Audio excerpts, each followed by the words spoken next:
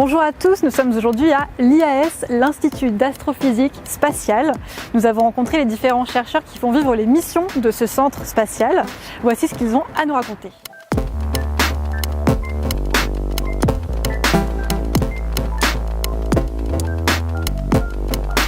Bonjour, je suis Marc Olivier, je suis le directeur de l'Institut d'astrophysique spatiale d'Orsay. C'est un laboratoire qui, comme son nom l'indique, est un laboratoire d'astrophysique spatiale. C'est-à-dire qu'ici à l'IAS, on définit, on conçoit, on intègre, on étalonne, on opère et on exploite de l'instrumentation embarquée sur des missions spatiales.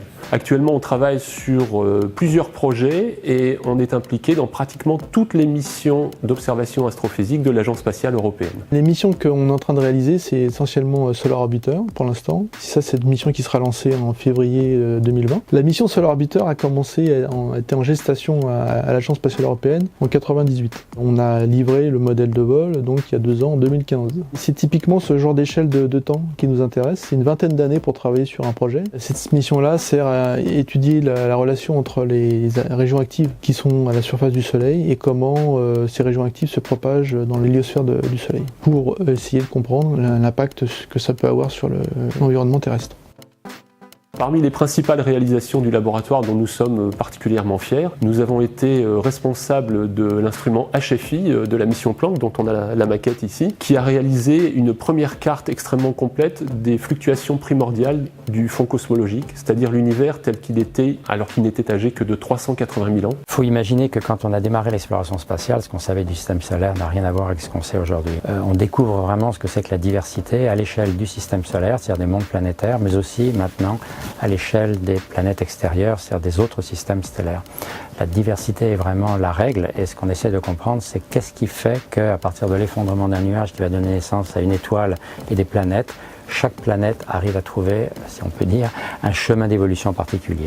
Nous avons également été impliqués fortement dans la mission Rosetta et avec son atterrisseur Philae. La magnifique image panoramique de l'horizon sur la comète a été obtenue par un instrument qui a été réalisé au laboratoire. Et ce qu'on a compris, c'est que le matériau d'origine du système solaire, qui est en particulier stocké encore dans des objets comme cette comète, ce matériau-là, très particulier, qui est ensuite immergé dans des océans terrestres qui eux-mêmes étaient très particuliers, avec une certaine température, une certaine acidité, ont pu donner naissance aux premières structures vivantes, avec des membranes et d'autres propriétés. Donc on essaye de reconstituer l'ensemble des processus qui ont jalonné l'évolution des objets planétaires, et en particulier de la Terre, pour comprendre ce qu'il y a de générique, ce qu'il y a de banal qu'on trouve partout ailleurs, et ce qu'il y a de particulier à notre propre système et à notre propre monde, la Terre. Nous disposons d'une équipe scientifique avec des chercheurs, également une grosse équipe technique qui dispose également de moyens lourds pour concevoir les instruments et également les tester. Vous allez visiter tout à l'heure la station d'étalonnage qui comporte un certain nombre d'installations qui font des simulations de l'environnement dans lequel les instruments vont être opérés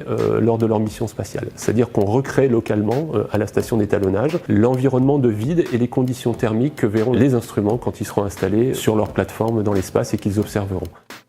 Je m'appelle Jérémy Ansot, je suis assistant ingénieur, je travaille à la station d'étalonnage. Nous, dans les simulateurs spatiaux, donc c'est des cuves, des cylindres dans lesquels on fait le vide. Donc on a toutes sortes de pompes pour pomper l'air et à descendre à des pressions très très basses, 10 milliards de fois moins que la pression atmosphérique. Et là-dessus, ensuite, on a des moyens de chauffage et de refroidissement pour recréer des environnements de température. Par exemple, ça, c'est un échangeur, donc ce système, ça c'est ce qui est à l'intérieur de la cuve. Typiquement c'est avec ça qu'on fait la régulation des instruments. Donc mettons notre instrument, il est vissé là-dessus, on le met ici. Avec ce serpentin là, donc ce tuyau qui est soudé autour, fait circuler de l'azote liquide pour le refroidir.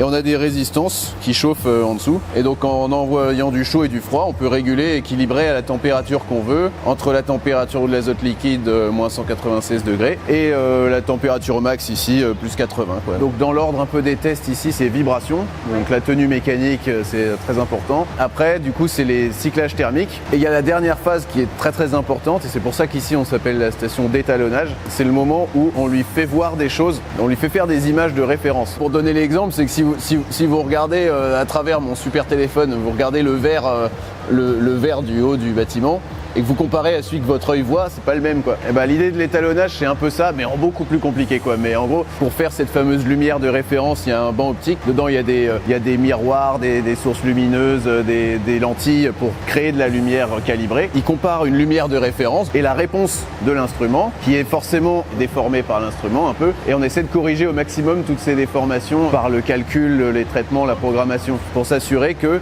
ce qu'on voit est bien la réalité, en tout cas le plus proche possible de la réalité.